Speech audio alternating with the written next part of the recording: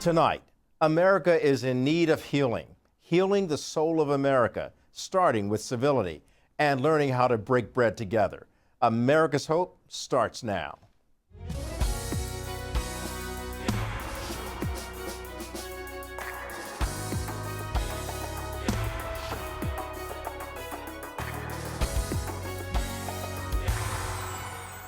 From the NTD Global Headquarters in New York, I'm Kelly Wright, and this is America's Hope. Good evening.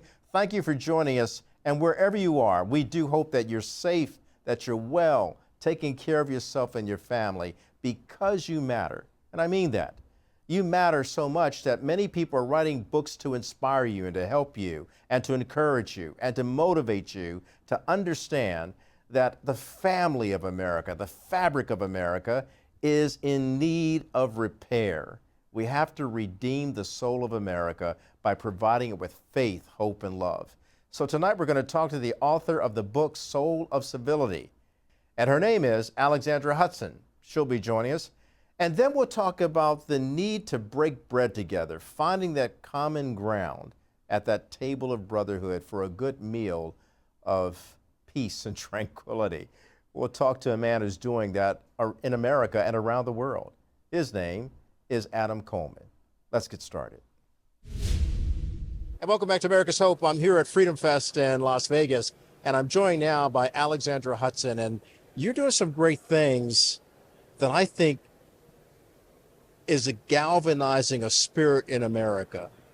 And it's not only through what you're talking about, but what you've also written about in your book, The Soul of Civility. Oh my gosh, when I read the title, right there I wanted to know more about you and why you chose to write the book and chose that particular title. Thank you, Kelly. I lived and worked in Washington, D.C. in a very divided time in our world, in our nation's capital, and in our country. And I worked there from 2017 to 2018. And I was very dispirited and despondent. I remember I saw these two extremes when I was in government. On one hand, there was a contingent of people who were bellicose and aggressive and hostile. And then there was another contingent that was quite polished and poised, but ruthless and cruel. These are the people who would smile and flatter at you one moment and then stab you in the back the next.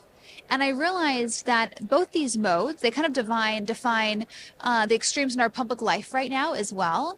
And while they seem like polar opposites, they're actually very similar. Both the extreme hostility and the extreme kind of saccharine polish and politeness, they insufficiently appreciate the gift of being human. They fail to respect the dignity and personhood of the other. And I realized that politeness itself wasn't enough to heal our deep differences. We needed something else. We needed civility, which is the art of human flourishing, the bare minimum of respect that we are owed and owe to others by virtue of our shared humanity. And civility, crucially, is different from mere politeness. It requires telling hard truths sometimes, respecting someone enough to engage in robust debate. And that's the mode of conduct we need more right now. Not the virtue signaling, not the pretense of respect and niceness. We need people who actually, we want to exchange the faux for the real. You know, what you defined right there is the epitome of what we see in Washington and in our political construct and discourse of today. And it's time that we learn to agree to disagree, but still live in harmony. Yes. Is that achievable? I think it is. You know, as long as we've been around as a species, we've been trying to do this thing called life together with others. And as long as we've been around, it's been hard to do that. You know, it's really easy to look around us and feel like we're living in a very vicious and divided moment, and especially amidst our 24 presidential election cycle, and feel like our moment is the most divided. And yet, if you look across human history, across time and place, you see a pattern, as I did when I was writing my book, that every era actually tends to feel like theirs is the most uncivil, that they're on the precipice of the collapse of civilization. And that's really humbling and comforting as well. And so this is a timeless problem, and I really do zoom out from America. It's not just a modern Western democratic American problem. This is a timeless human problem that gets to the core of who we are. We are profoundly social as a species. We become fully human in relationship with others, and yet morally and biologically, we're driven to meet our own needs before others, and that can often be in tension with this joint project of peaceful coexistence with others. And the challenge that we have today, the challenge that we've always had as a species, is how do we rise above that aspect of ourselves that wants to threaten the social project by monomaniacally following our self-interest, and instead voluntarily considering the needs and well-being of our fellow citizens alongside of ourselves. Well, there's a moral clarity in what you just stated, though, and that is that we've got to be concerned for others, to do unto others as we would have them do unto us, and to reach out and help someone up, as opposed to being nice and smiley and behind their back putting them down, or even bellicose and disrupting everybody's lives by our belligerent rhetoric.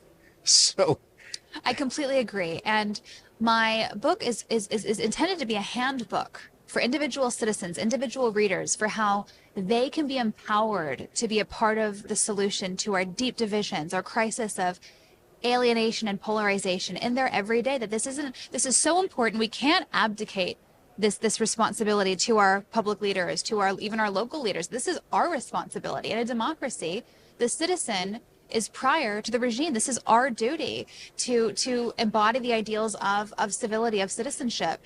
And I learned this firsthand, that we have way more power to be a part of the solution than many of us realize. When I was in DC, I came home from work one day and said to my husband, I'm done with DC, I'm done with toxic politics.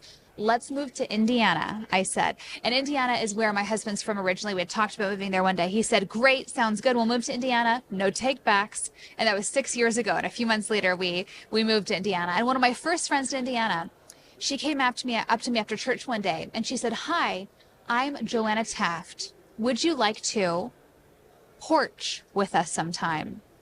I had never heard the word porch used as a verb before, but I was curious. We didn't know many people. We went to her home that afternoon, and I realized that Joanna was staging a quiet, subversive, citizen-led revolution against our atomized and alienated and divided status quo right from her front porch. She had invited people to her home that day across race, class, geography even, political preference, to not have these curated conversations across difference, just to inhabit a shared space, to remind us that we have far more in common as human beings and as fellow citizens than that which divides us.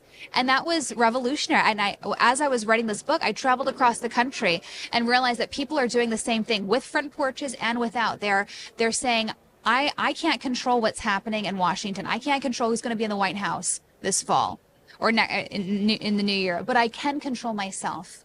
And I'm going to choose to make my community better and more beautiful from right where I am. I love that.